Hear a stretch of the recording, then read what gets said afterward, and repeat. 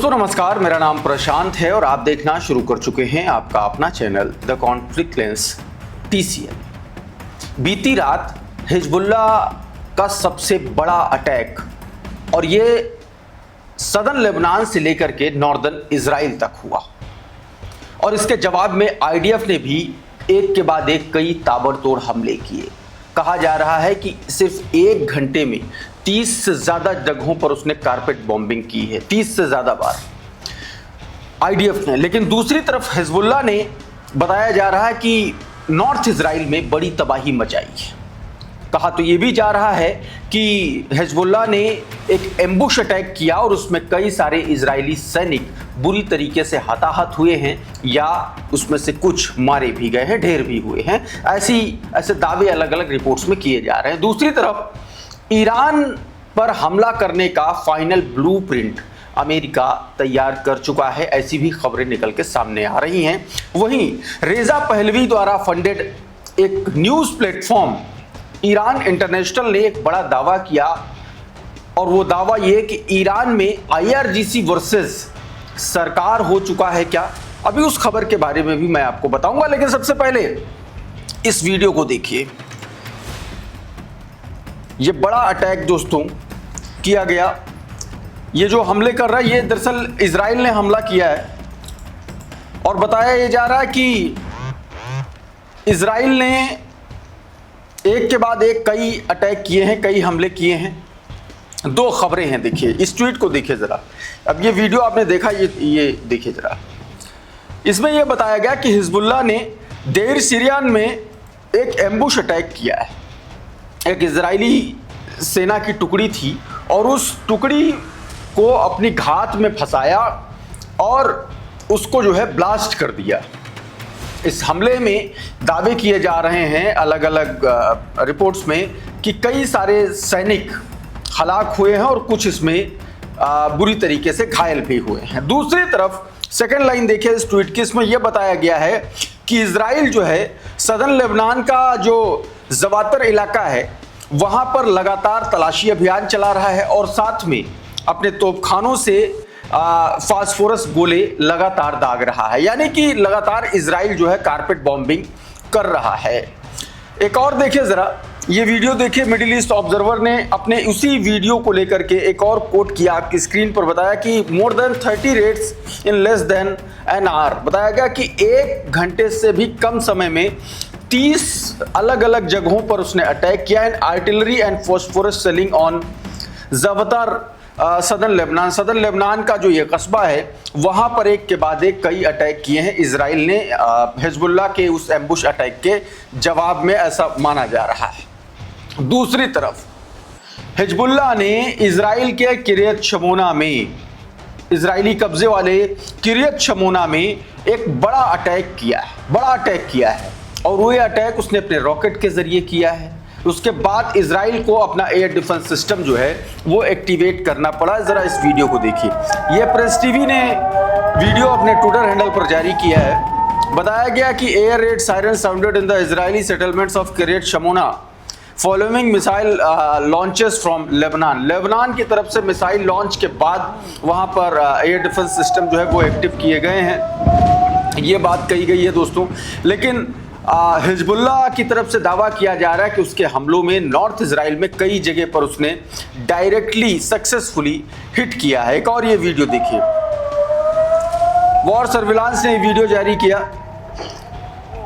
और बताया है कि रात भर बुरी तरीके से, इसी तरीके से जिस तरीके से उसने सदर्न लेबनान में इजराइल ने कारपेट बम्बिंग की है, उसने इसके जवाब में नॉर्दर्न इजराइल पर हमला बोला है और इस हमले में बताया जा रहा है कि भारी नुकसान जो है वो इजराइल को पहुंचा है। इतना ही नहीं, हिजबुल्लाह ने एक के बाद एक कई अटैक किए हैं बीते 24 घंटों में। ये 24 घंटे क्या, ये दोस्तों शुक्रवार को जो उसने अटैक किए हैं रात तक, उसकी ये पूरी की पूरी लिस्ट है आपकी स्क्रीन पर। इसमें देखिए किस तरीके से हिजबुल्लाह ने एक के बाद एक लगभग 9 अटैक किए, सुबह 9:30 बजे से लेकर के रात के आप समझिए दोपहर के 4 बजे के आसपास तक का सिर्फ ये अपडेट है जो मैं आपको बता रहा हूँ बीते दिन का।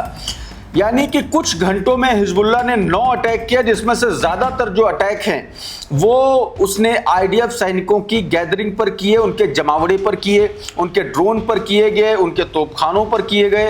हिजबुल्लाह की तरफ से ये अटैक, ये पूरी जानकारी उसमें दी गई है। बिन्त जुबैल के मूसा अब्बास कॉम्प्लेक्स पर इजरायली सेना के जमावड़े पर हमला किया गया। फिर 9:30 बजे दूसरी तरफ हौला कस्बे के स्कूल के आसपास इजरायली सैनिकों के जमावड़े पर हमला हुआ। सुबह 10:45 पर एक हमला हुआ, ड्रोन से अटैक किया गया इसी इजरायली सैनिकों के जमावड़े पर। फिर 1 बजे बिन्त जुबैल मूसा अब्बास कॉम्प्लेक्स के हौला स्कूल के पास दोबारा अटैक किया गया और इसमें सेना के वाहनों और सैनिकों को काफी नुकसान पहुंचा है। तो इस तरीके से एक के बाद एक कई अटैक जो है वो हिजबुल्लाह ने किए हैं दोस्तों। और उसने एक वीडियो भी इसमें इसको लेकर के कुछ जारी किया, जरा देखिए ये वीडियो, देखिए जरा ये वीडियो हिजबुल्लाह ने जारी किया। उसने बताया कि 1997 2026 से लेकर 1997 से लेकर के 2026 तक किस तरीके से उसने इजराइल को छकाया है और कितना मारा है, ये वो तस्वीरें उसने शेयर करते हुए ये वीडियो बाकायदा जारी किया हिजबुल्लाह की तरफ से। और उसने ये बताया है कि अगर सदन लेबनान में घुसने की कोशिश करोगे तो यही हश्र करेंगे। ये हिजबुल्लाह ने बाकायदा कोलेट करके एक पूरा वीडियो तैयार किया जिसमें उसके पुराने अटैक दिखाए गए हैं दोस्तों। लगभग 1 मिनट का उसने ये पूरा का पूरा वीडियो जारी किया। एक और ये वीडियो देखिए जब उसने एक इजरायली टैंक को उड़ाया, ये देखिए ये एफपीवी ड्रोन के जरिए उसने एक इजरायली मार्कवा टैंक को निशाना बनाया, ये उससे जुड़ा हुआ वीडियो दोस्तों। और उसके बाद आग लग गई।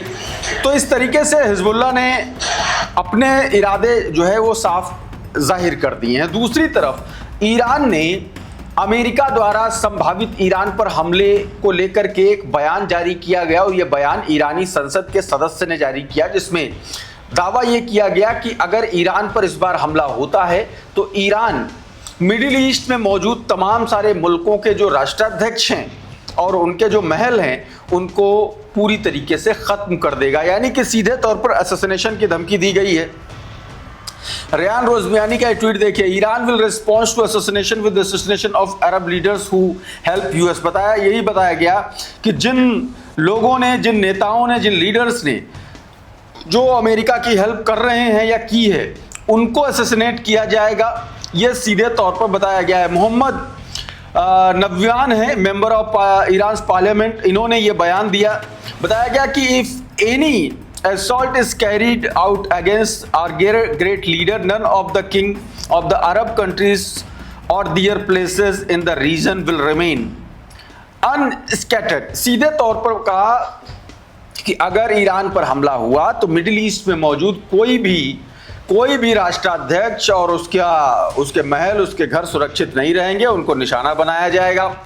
दूसरी तरफ एक पागल ने ईरान को पागल कहा है। मैं पागल क्यों कह रहा हूं डोनाल्ड ट्रंप को, क्योंकि अमेरिकी उसको पागल कह रहे हैं। मैं एक तरीके से मेंटली अनस्टेबल कह रहे हैं लोग। पीट हेगेसेस से इस पर सवाल पूछे गए हैं अमेरिकी संसद में, और तमाम सारे जो रिटायर्ड जो अमेरिका के जो फौजी हैं, जो अफसर हैं, वो इस बात को लेकर के बताते कि पर्सनालिटी डिसऑर्डर का शिकार है डोनाल्ड ट्रंप, वो ऐसे दावे करते रहे हैं। तो एक बयान दिया, देखिए जरा आपकी स्क्रीन पर, पागलों के हाथ में नहीं दे सकते एटम बम, ये डोनाल्ड ट्रंप का ईरान को लेकर के दिया गया बयान है। डोनाल्ड ट्रंप ने एबीपी न्यूज की खबर बताया, देखिए क्या बताया। डोनाल्ड ट्रंप ने ईरान के परमाणु कार्यक्रम को लेकर के एक बार फिर कड़ा बयान दिया है।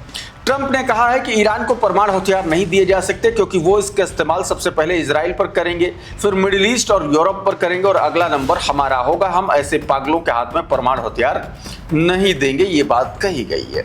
लेकिन दूसरी तरफ हमले के मद्देनजर एक और बड़ी खबर आई निकल करके, सेंटकॉम ने जो एक नई मिसाइल की मांग की थी, वो उम्मीद अब जताई जा रही है कि वो मिसाइल मिडिल ईस्ट को मिलने जा रही है ईरान पर संभावित हमले को लेकर के। कुछ न्यूज नेटवर्क की इस खबर को देखिए।